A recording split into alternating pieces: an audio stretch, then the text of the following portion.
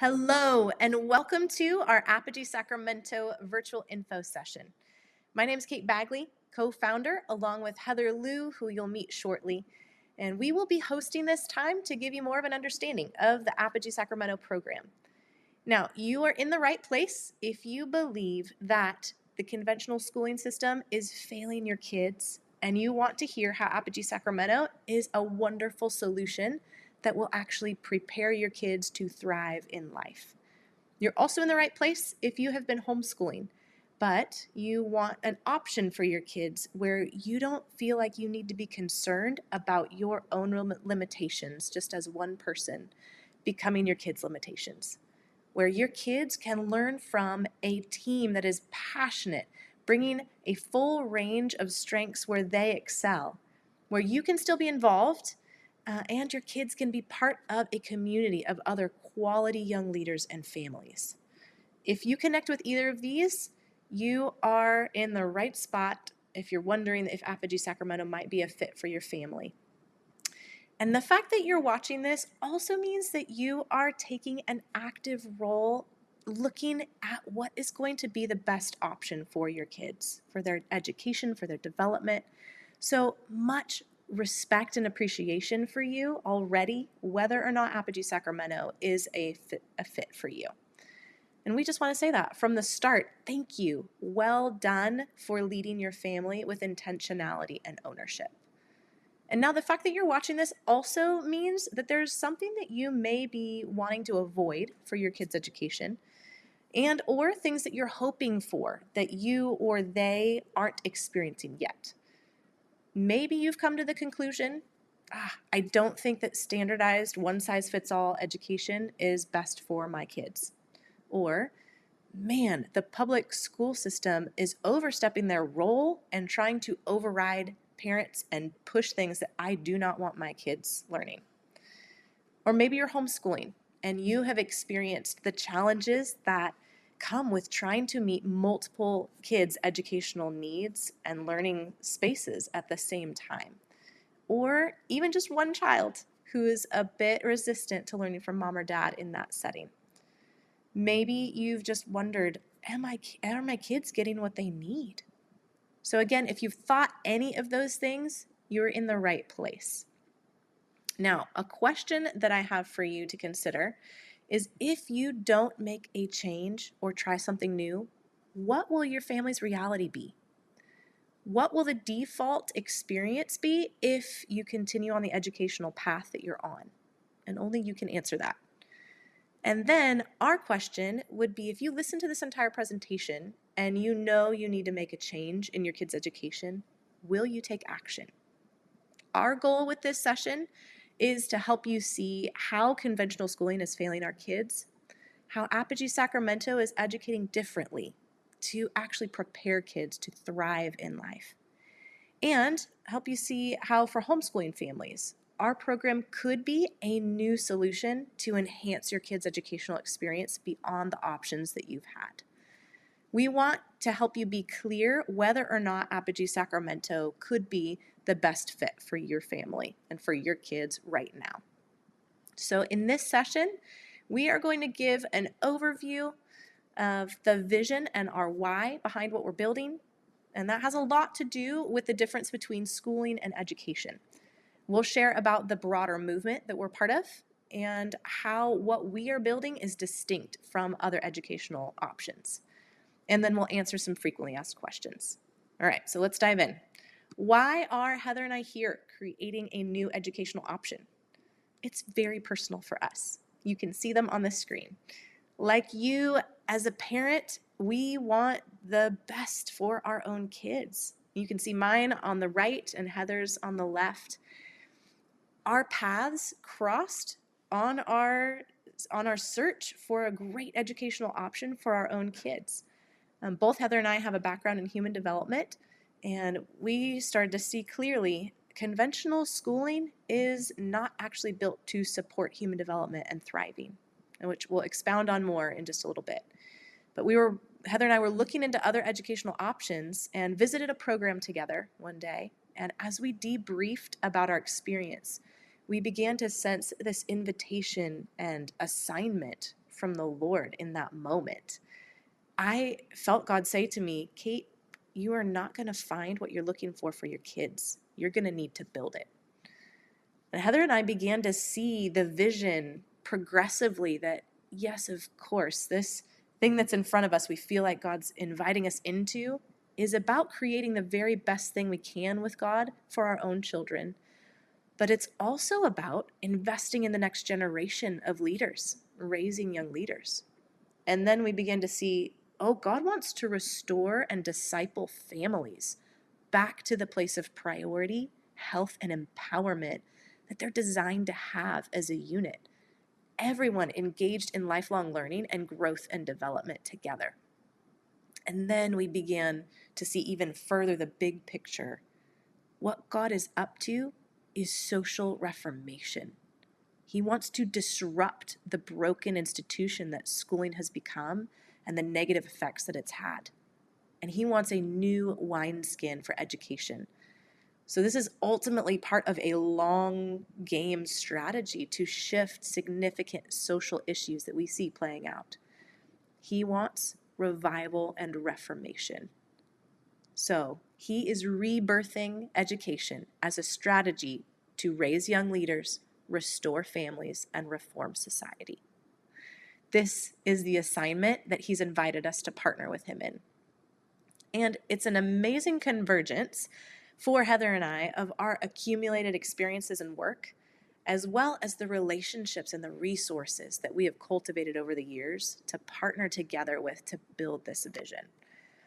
Personally, I have a degree in human development and psychology. I have been designing and directing personal development and leadership-oriented resources and programs for over 15 years now, which has led me into this place of passion for guiding individuals, families, and communities to discover their God-given strengths and purpose. I love to equip people to grow their capacity and their skills, cultivate enriching relationships, and actualize their potential to serve and make a positive impact. Everybody has potential. How many of us step into the full expression of it? We want the fullness. And one of the things that I created years ago while I was on staff at the Bethel School of Ministry was a youth leadership development program.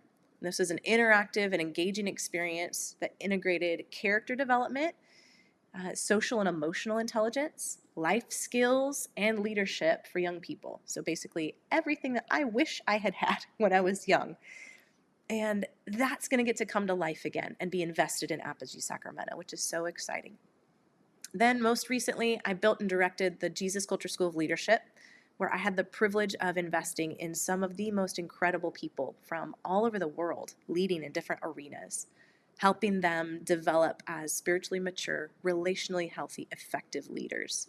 And for that initiative, I created the curriculum, orchestrated instructors, I built out schedules and systems, communications, and now the team that runs the program, where I get to just serve as an instructor and an advisor at this point, which has enabled me to be home with my kids, enjoy homeschooling my daughter, and now making room for this initiative with Apogee Sacramento. So I'm excited to take all of what I have gotten to be a part of and learn and build, and take all those stories of transformation and impact from people who've been part of just year-long programs that I've run, and now point that toward young people and their families in our community to invest in over the course of multiple years through Apogee Sacramento.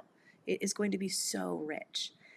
And the Lord has just been so purposeful setting us up for this new assignment. And I am absolutely thrilled to be partnering with my co-founder, Heather Liu, who is a brilliant educator with a wealth of experience in that arena, which you're about to hear. But she is also just one of the most incredible humans who I want her fingerprints on my kids, her investment in my own kids. So here's Heather. She's going to tell you a little bit more about her. Hey everyone, it is such a privilege to be here with you, and especially to get the opportunity to build with Kate. A little bit about my background. Education is in my blood. My parents were both public school educators, and I followed in their footsteps. My degree is also in human development and education, and I have a master's degree in teaching English as a second language. My first job was overseas in China, where I taught for 2 years at an international school. And then back in the States, I taught ESL in Oregon. When we moved to California, our son attended Adventure Christian School, where I substitute taught. And then he also attended a Montessori preschool, where we just fell in love with the Montessori approach. After California passed some legislation, our family made the choice to homeschool. And so over the last 8 years, I have been homeschooling, and through this journey, we have participated in several parent-led co-ops where I've taught classes. My son has attended enrichment academies that were drop-off elective programs. I've also led co-ops in my home, and I've tutored for Classical Conversations, a classical Christian program that meets 1 day a week. So Kate and I are excited to partner with Apogee to create an option that will serve all of you. And just beyond seeing the Lord's strategic setup and the convergence of our experiences and our work, the Lord has also been so clear about this vision through dreams He's given us and other people. At our core, we value partnering with God's presence and voice in every aspect of what we build. And dreams have been a significant way He has spoken to us. I started having dreams several years ago, even before I even knew Kate well. And then literally the same day that the Lord spoke to Kate and me about this new assignment, others began to dream that they shared these with us as well. Here's just a few sound bites from their different dreams. I dreamed the most amazing baseball game ever. The scoreboard and the field were the size of California. Once the game started, the first person up to bat was Kate. When she hit the ball, it exploded into books, pencils, pens, erasers, and bright colored stars. What I loved most, though, is as she ran the bases, I saw kids with kindergarten shirts, first grade shirts, second grade shirts, all the way to 12th grade. I also saw friends from Jesus Culture School of Leadership wearing shirts that say leader, healthy heart, teammate, brave communicator, powerful. I realize in this dream, Kate has built and is building people who are changing the world and loving Jesus and all about school and shaping hearts and minds. And Kate said, I will change California's school system, one prayer and one child at a time. What a powerful dream. Another dream. I walked into a room full of stacks of books, stacks of bricks, the Statue of Liberty, stacks of reading glasses, stacks of fruit, mainly apples and pears, both of which represent wisdom and knowledge. And the room had coins and water all over the floor. In the center of the room, I see a scroll that is huge and has a golden handprint in the center, and this is how it reads. We are rebirthing California's education system, starting at the cornerstone of Jesus and building a foundation that will cultivate freedom, generosity, and hope inside our state like we have never witnessed before. Our students are revivalists, and with one brick at a time, they will rebuild culture and have massive faith to bring forth fruit that will remain. We are rebirthing school as we know it. The phrase rebirthing education has been repeated over and over in dreams, encouraging us about designing a very different kind of school model, a new wineskin, because as Kate will share with you, unfortunately, schooling is not the same as education. Now, as we unpack this thought, I want to say first how there are many good people who care deeply and work very hard as teachers, but their intentions and their efforts are often limited by the system they work within.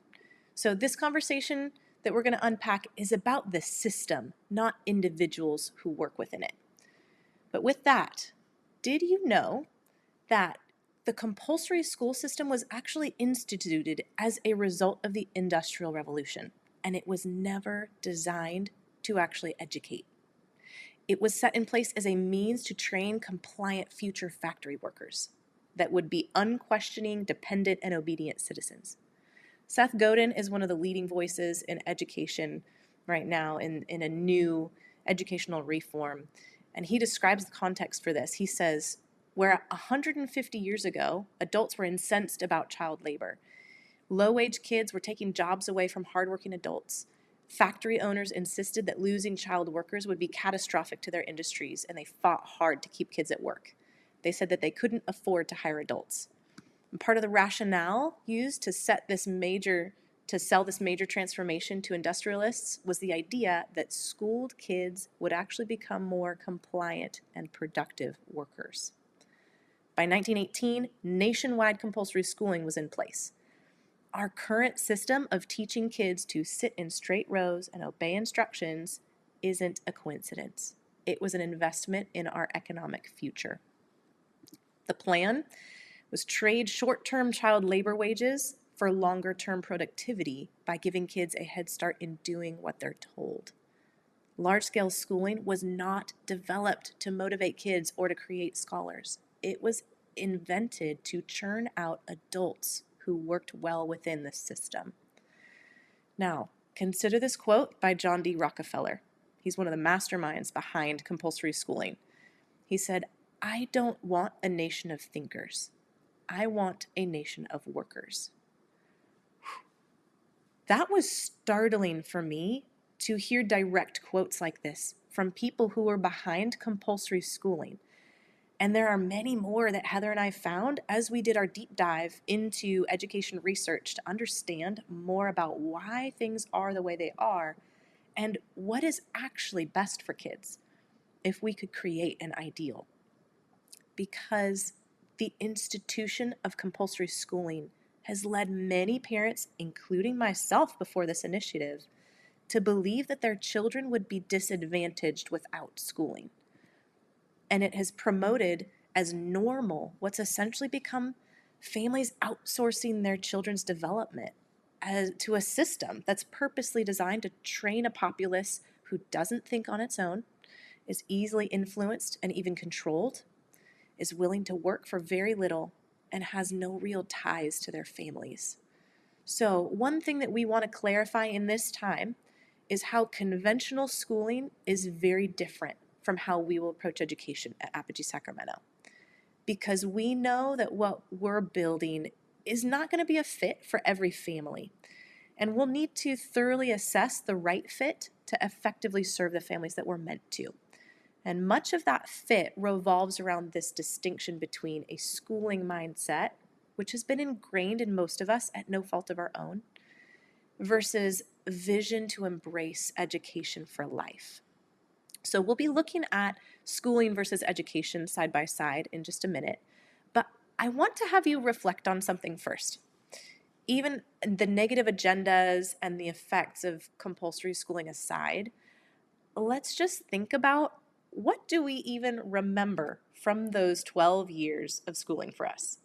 I'm curious, what percentage of all the things in those 12 years or more of schooling do you think you remember? 80%? 60%? 40%? 20%? Or less? I would personally probably range in around 40%, maybe. And then, now what percentage of what you actually remember do you even use? I still have yet to find someone who thinks that they're more than 50%, using more than 50%. Most of us are probably significantly less than half. Okay, now to laugh a little bit and demonstrate the point that we have with this, here we go. I'm so glad I learned about parallelograms instead of how to do taxes. It's come in really handy this parallelogram season, right? So this leads me to the next question that I have for you. What are the things that when you got to adult life, you wished someone had helped you learn? Finance management, anyone? Math that matters? Communication skills? Conflict resolution? I mean, the list can go on for most of us, because going to school and actually being educated as preparation to thrive in life are unfortunately very different. Now, some of you have already made a shift away from the conventional school system and have been homeschooling, like Heather, which she's going to speak to briefly. And we're going to take a look at that side by side of conventional schooling versus what education should be after Heather gives her thoughts.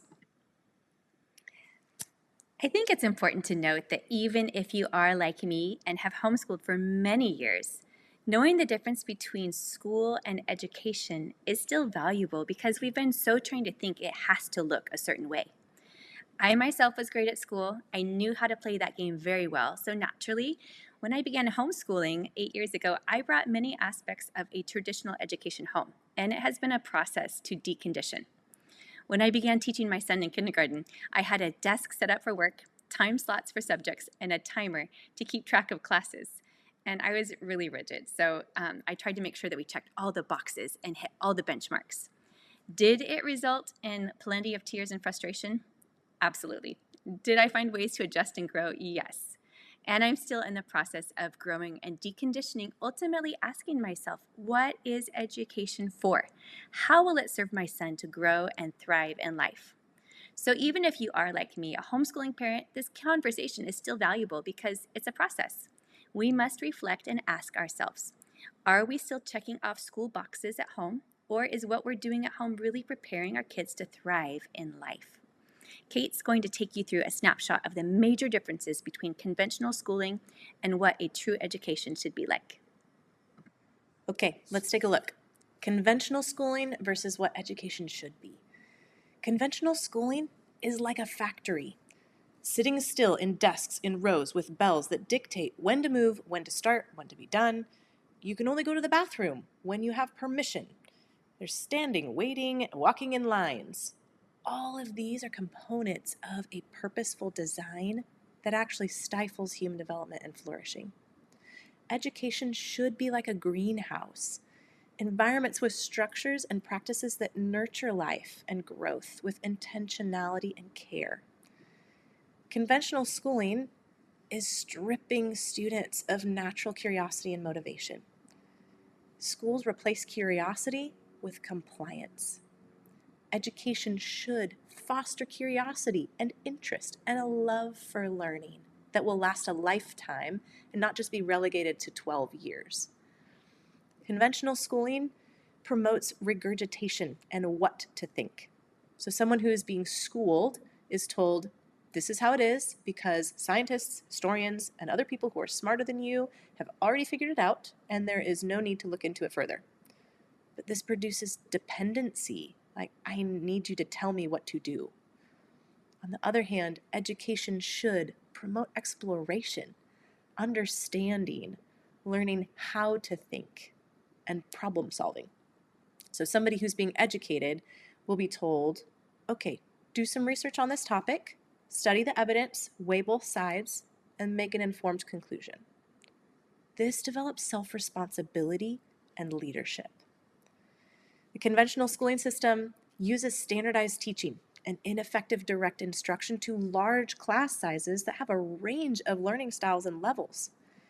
And in that context, it's predetermined what everyone should know with standards of when you should know it by, which aren't even attuned to child development or connected to real-life application. And success is measured by standardized tests and grades. But we all know an A in Mr. Smith's class and an A in Mr. Anderson's class is not the same, right? So it's even arbitrary in that regard. Education should support individualized development, have smaller class sizes, and have co-curious teachers that function more as coaches or guides that facilitate learning experiences that are meaningful and relevant to life, to real life. It should allow for different paces of mastery for core skills and then customized paths as well, according to what each individual student is interested in and where their strengths are. And success in our minds should be displayed through mastery of concepts, not arbitrary grades where C's get degrees. The success should be actually demonstrated in exhibitions and presentations of learning, portfolios that'll be created, which we'll talk about, character demonstrated, real life skills developed. And for us, what we're building, spiritual fruit as well, is part of success and setting up for life. Conventional schooling has heavy homework loads, reducing the margin for free play, for other interests, and meaningful connection time with family at home. Education should have an intentional approach around homework. For us, we're going to have an intentionally light homework load, often none, especially for the youngers, but any homework that is given will enrich kids and their families. In conventional schooling, parent voice and involvement is increasingly intentionally removed. For us, parents will be seen and respected as the primary educators and developers of their children, and their engagement will be desired. Conventional schooling has a humanistic worldview that is aggressively aimed to deconstruct faith, dismantle healthy identity and family. Our educational approach will provide a biblical worldview reinforcing truth, the reality of God as a brilliant creator and a good father, and reinforcing the value for family as God's design for the context of our growth and development. So, conventional schooling essentially has kids trying to get good at a game of school or feel unsuccessful if they're not. And education, our approach, will be helping kids discover their purpose and design, cultivating their strengths, and being prepared to thrive in life. So, we are building something new here in Folsom. Apogee Sacramento is a Christ-centered academy equipping young leaders with confidence, character, and competence to engage their callings and joyfully impact the world. We want to create a safe, enriching greenhouse environment that will be filled with joy, exploration, and eagerness to learn, where love for God, secure identities, health in body, soul, and spirit, and rich, encouraging, supportive relationships are fostered, where personal responsibility and excellence, critical thinking and problem solving, leadership and service to others are second nature. We want to foster a collaborative community of families learning and growing together to thrive in life. And this is not just an educational alternative for kids. We want to create a family education center for our community. And it will take a tribe where there is continuity between values and culture at home and in the environment we're creating to truly develop this. Now, as I've transitioned out of my full-time work with Jesus Culture School of Leadership to be home with my kids, and I have the joy of homeschooling Elena, as I've sat with the Lord over this assignment to build out this educational initiative, on a personal level, what I've wanted is to be the primary one developing and discipling my kids. And that happens through my direct time with them, but also through what I create around them and curate. So the environments, the people, the opportunities that surround them are absolutely a part of how I can disciple and develop my own kids. Because I want to give them the opportunity to learn from and be inspired by others alongside me who have excitement and expertise in areas where I don't, so that my kids get well-rounded exposure from amazing people who can help light their flame and create opportunities beyond what I could offer if I homeschooled on my own. And I want to foster the power of tribe culture, collective identity, to reinforce character development, biblical worldview, and promote growth in a way that is accelerated uniquely in an inspired learning community. This is what we do. Oh, we don't do that. This is who we are. This is what we believe, and this is what we're about. There is something uniquely powerful about that tribe collective identity. Let's build this together. Okay, so what does Apogee Sacramento mean, and who's behind Apogee Sacramento? Apogee means the highest point in the development of something, a climax or culmination. We want to help our children and families reach the greatest heights of their potential. And who's behind Apogee Schools? Matt Bedreau is the founder of Apogee. He's a career educator who's worked at every level from kindergarten to university in both private and public settings, both as a teacher and an administrator. He worked in admissions at Stanford University and understands the game of school as well as the nature of true education. In 2017, after his kind of personal awakening of what was happening in conventional schooling, he started his own education centers. Secondly, we've got Gloria Nagel, and she is going to be the curriculum developer and the staff trainer for Apogee affiliate campuses. She currently has been a director of schools at Innovate Academy and Preparatory Schools, which is a thriving program that is truly educating. She's been a teacher, she's been a headmaster, she's been an educational consultant, and that is the role that she's in now because her school and program is kind of running itself, and she's going to take on the curriculum design for Apogee Sacramento and the Apogee network of schools. And at this stage, you've heard already from my background and my story, but my husband, Eric, will also be involved, adding his strength to what we're doing. With 20 years of experience in business, he is currently running his wealth management firm and our youth enrichment soccer program. And he brings a lot of varied experience on the business development side of things. And one particular thing that he is actually very excited about to contribute is setting up an endowment fund so that long term we'll be able to offer this educational model to families fully funded. So we've got an incredible team of wonderful people surrounding this initiative. So all this sounds good. What will it actually look like? You were probably asking. Okay, Heather is going to give you an overview of the program and dive into some of our distinctives. We have 5 key pillars of our educational approach. Number 1, project and experience-based. Number 2, learner-directed. 3 is Christ-centered. 4, whole child. And 5 is family-integrated. For project and experience-based, we want to prepare our kids for real life, and we recognize that real-world scenarios transcend traditional subject boundaries. All of our learners will engage with projects that promote integrated application of knowledge, collaborative problem-solving, and leadership development. The younger learners will start by laying the groundwork through our approach using the Reggio Emilia and Montessori philosophies. And at the first grade or kindergarten level, second grade level, what would that look like? One example is Kate's daughter, Elena. She was inspired after watching the movie Ratatouille. So she brainstormed her own restaurant. She actually got to do a play-based project that had to figure out what to name the restaurant, how to create a menu, writing out the menu, finding out the cost of ingredients, figuring out how much she would need to charge to make a profit, figuring out decor, and how to advertise. So in this approach, kids are integrating subject matter. Literacy, math, persuasive communication skills, writing, social studies, real-life skills are integrated and used for real-life purposes. This kind of learning has high engagement and motivation for kids. The littles will also be involved in creating their own businesses for the end of the year business fair.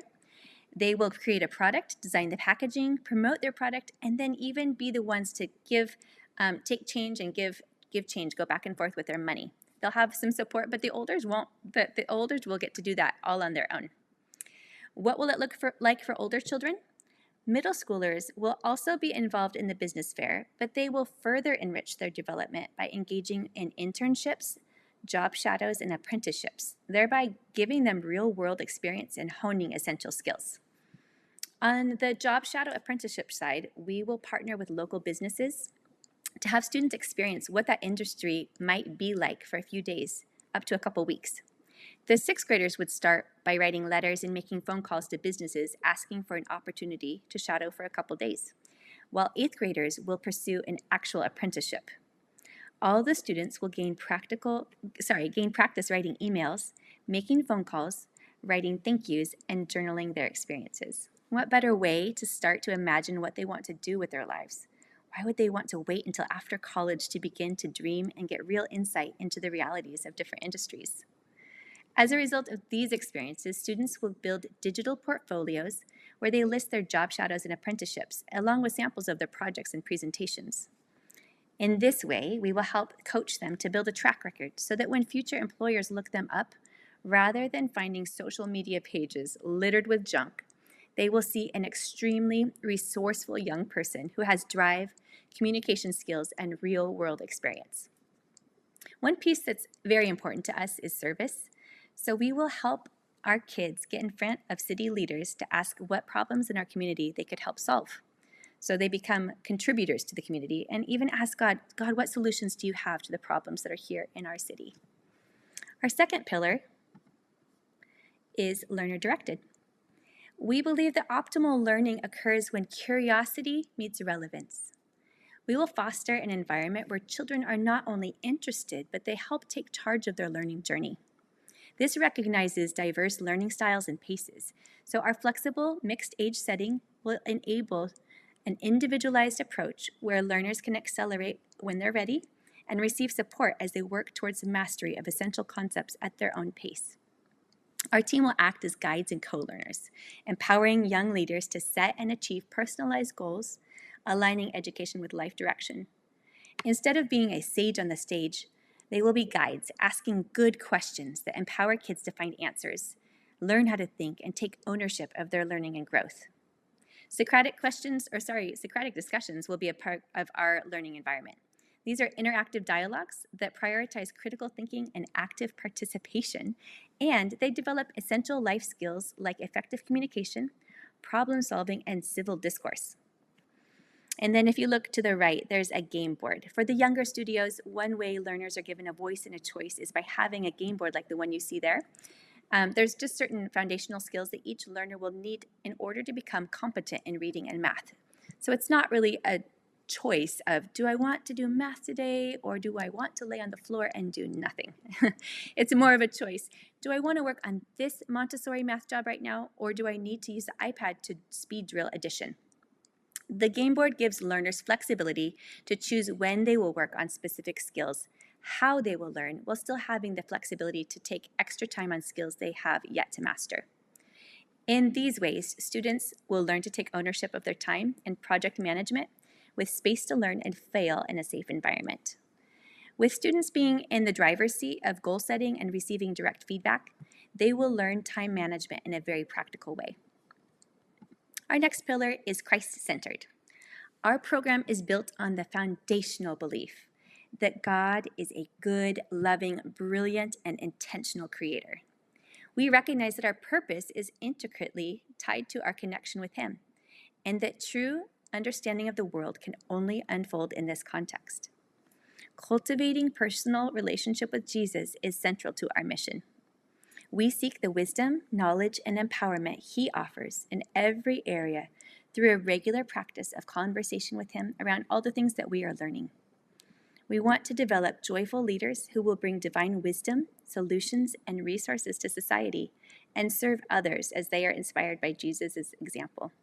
Some of our daily rhythms will include prayer, gratitude, scripture, identity declarations, who I am in Christ, prophetic, weekly chapels where whole families can participate. Most Christian schools are basically a conventional education with adding in a Bible class, but we intend for it to be integrated. Our approach will integrate academics and faith through things such as read-alouds. In literacy, there's spiritual development as we read through key revival history figures, missionary biographies, even secular fictional literature, which provokes deep conversations about life and faith. Another way that it would be integrated is through science. Science proves kingdom concepts.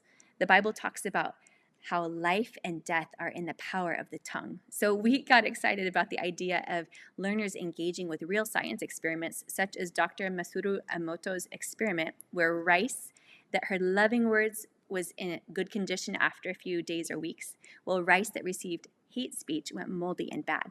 So just the idea that, okay, the Word of God confirms what science does, or science confirms the Word of God. And things like history. When I was growing up, I had two different history narratives. The textbook history, which was disjointed and boring with random dates and wars that made no sense. It was never taught in order. And then I also had a narrative of Sunday school stories, which they really seemed to be relegated to the area of myth because they weren't connected to any other history that I had learned. We want our students to integrate traditional history with biblical history to weave a cohesive narrative that helps them to know their identity, who they are and where they came from. Understanding their identity first as members of God's family and citizens of a heavenly kingdom, and secondly, as citizens of the United States and the world we live in. So in the process of enrollment for Apogee Sacramento, we will look for alignment in values and expression of faith in Jesus to make sure it's a really good fit for each family that's coming in. Our next pillar is whole child.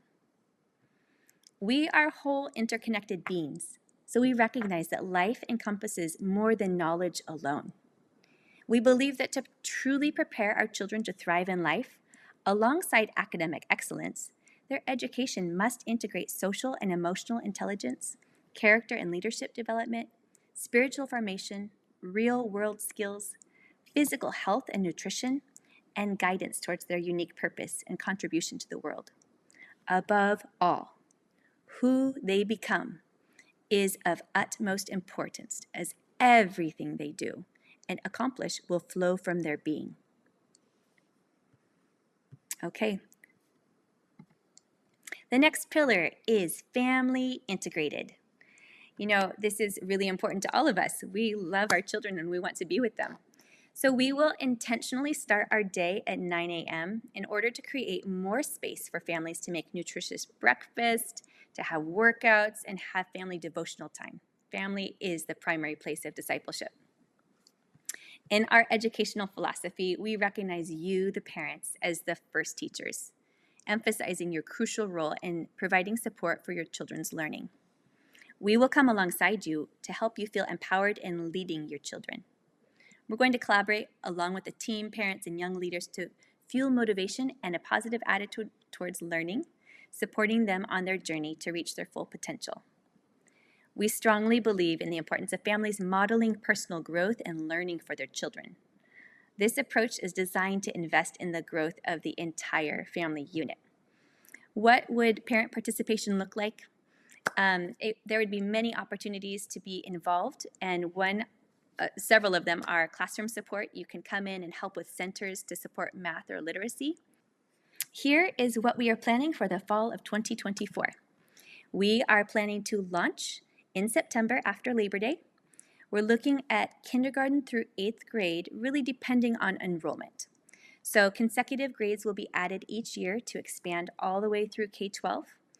And finally, if there's enough families that are interested, we are considering providing a co-op model for a pre-K. So if you are a family who has pre-K children and are interested in volunteering in a co-op model with a staff leading, please let us know. There will be an action step at the end where you can fill out the response form and let us know if this is something that you would personally benefit from. Here is the program overview, what it will look like. 10 months, September through June, which is a modified year-round schedule. We're really designing in sprints. It's an average of 6 weeks that you're on in school or in classes with one break in between. And then for the holidays, Christmas, and things like that, there will be a longer break. Why would we do it this way? Honestly, it facilitates a really great rhythm for project-based learning focuses. There's a different theme for each sprint. Also, it enables us to build in systems of feedback throughout the year. So that way the teams can digest data, get surveys, feedback from you and from the students, and have time to implement improvements every few weeks after a sprint. It also gives you more time for family vacations and breaks. You can go skiing, you can take that week off that you always wished you could do when your kids were in public school, but now you finally can do it. And then finally, it gives guides and students the opportunity to rejuvenate after a hard-charging sprint. That when they come back, they are fully charged up and ready to go. The weekly schedule will be Monday through Thursday with a possible Friday enrichment if you as a family decide that's interesting to you. That will incorporate the core academics and the project-based learning, and we'll also have field trips and chapel as well. Here is a year at a glance. It is subject to change, but it shows you the possible sprints and breaks, the field trip dates. So basically, there will be 6 weeks on, 1 week off. The next one, October through November, is 5 weeks on, 1 week off. Christmas break is you only have 3 weeks on and 2 weeks after Christmas for a break. So you can see that there are plenty of opportunities for rest and rejuvenation throughout the year. Moving into mixed age studios. Part of our effort is to create opportunities for students to benefit academically from learning from youngers and olders. They learn together. Another benefit of having mixed age studios is the social skills. As a 5-year-old gets to watch a 6-year-old negotiate with another 6-year-old, they learn from them how to navigate relationships. It boosts social skills. It encourages emotional well-being. There's less competition in a mixed age classroom. Children in the same age group tend to compete and compare a lot, but in a mixed age group, the focus is more on discovery and the joy of learning. So without getting caught up in comparing, children are able to relax and enjoy the learning process. It builds self-confidence. The youngers look up to the olders and they serve as role models and mentors. And then it offers real-world experience. You know, in my life, I'm not often divided into I will only hang out with other 44-year-old women. So this is like, oh, real life is there are older people that I work with, there are younger people, and this reflects that. Now, looking at the different studios, we are looking at doing a kinder first studio, a second and third combination, a fourth and fifth, and a sixth through eighth, but again, this will vary depending on enrollment. Let's look at the typical components of a day at Apogee Sacramento. So as you can see, each day is broken down into buckets or chunks of the day. The morning lunch is a beautiful way to start the day, where we will gather together in a circle and participate in greetings, declarations, reciting scripture, singing songs, and engaging in Socratic discussions. Then you'll see core. Our math core is at the same time across the board for all of the studios. That way, if a student is needing to bump up a level and needs to not be at the same grade level as all of the other children, they are able to go into the higher studio to access their needs there. Also, it is where, if you'll see down below, there's recess, break time, and reading. The literacy space is 11 to 12. And I just want to stress this one. When you make something that is points-based, when you stress points-based reading and regurgitation, you don't learn to love to read. So one of our core values is that we are committed to our young people learning to love to read, because reading should be about changing your life and not about answering a Scantron. There's free time and play, and right after lunch, we have PE and group games included, and that's really because we believe in daily movement. Everybody needs to understand how to be healthy, and mental health is tied to physical health. So we believe exercise can be fun. We'll put it in the context of group games some days, and that will be a great way to bring this element in.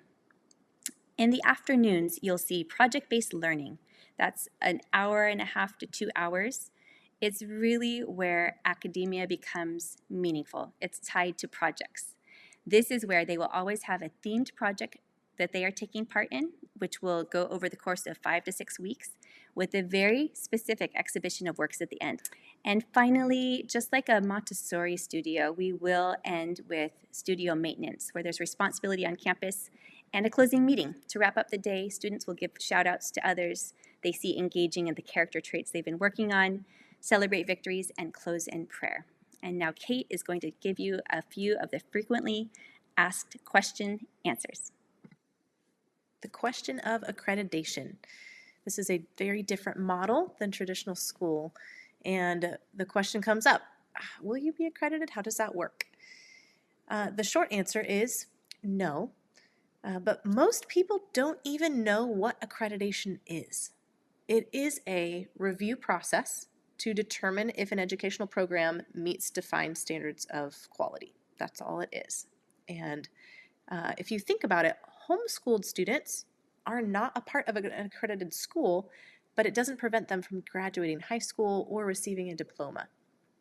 So there is not a requirement for us to have the accreditation of the program. Oftentimes the follow-up question comes, well, how will my child be able to go to college? Will they be set up for that? Absolutely. If that's the path that they choose to take, transcripts are easy to generate. Homeschooling families have done it for years, and they have been accepted into university. So through the portfolios that our learners will create, they are going to have actually an even better chance of college acceptance, because they will be positioned with real life experience, projects, internships, things that will put them above and beyond. Plus, Matt Boudreau, who worked in Stanford admissions, knows how to play the game. And if there are actually several schools in conversation with Matt that have said, if Apogee participants want to apply and attend our school, they will be guaranteed enrollment and possible scholarships even. There are current conversations happening with William Jessup University as well. So that is not a problem. We will work with each student for their tailored journey, for their goals. Third question that comes up, will we offer sports? So physical fitness is a priority to us, but competitive sports will not be offered year one. So families typically join community leagues based on students' interest, and or our Friday enrichment classes that we offer may have some physical fitness classes as well. Okay, now we asked you at the beginning of this session a question. We asked you, what would be the end result if you continue on the educational path that you're on for your kids? If you resonated with what you have heard about our vision and approach to education, and if you would like to come and build something new and beautiful together, here are your next steps. Number 1, fill out the response form. After you've heard all of this information about Apogee Sacramento, please fill out the response form, which will unlock any further questions or conversation we can have. It will prepare you to be able to do the enrollment process. Secondly, tell others, share about it. Tell others you think that would be a good fit. Send them the recording of this info session. We'll send the link out in an email that will follow up to anybody who fulfills the response form. And share to connect people with our social media, and they can always email us with questions at admin@apogeesacramento.com. Third, prepare to reserve your spot when registration opens in late March, as class sizes will be intentionally small and space will be limited. So there you go. Those are your steps. Again, thank you for leading intentionally in your families and looking into what might be a best fit for your children. Keep loving and leading well.